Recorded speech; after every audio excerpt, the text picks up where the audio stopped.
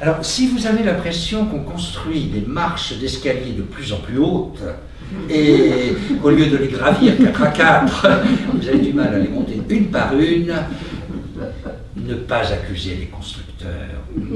Ne pas accuser non plus la voirie publique d'avoir mis une brusque montée dans la rue où vous habitez depuis des années et que vous n'aviez jamais remarqué.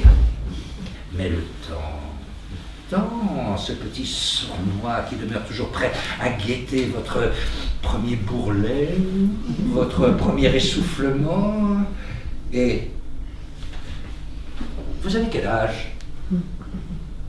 Provoque toujours le même petit recul, le même petit choc, même si après la réponse « j'ai 70 ans », on vous dit « oh ben vous ne les paraissez pas ».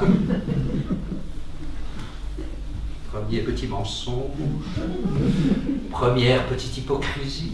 On ne demande jamais à un garçon de 20 ans ou à une fille de 20 ans comment ils font pour rester jeunes. Non, ils sont jeunes, c'est tout. Alors si on vous demande comment vous faites pour le rester, c'est que vous ne l'êtes plus. Même si, allez, consolation passagère, ça prouve que vous êtes bien conservé. Mais comme dit l'humoriste, on a beau être bien conservé, c'est tout de même que de la conserve. Le problème essentiel de la jeunesse actuelle, c'est qu'on n'en fait plus partie.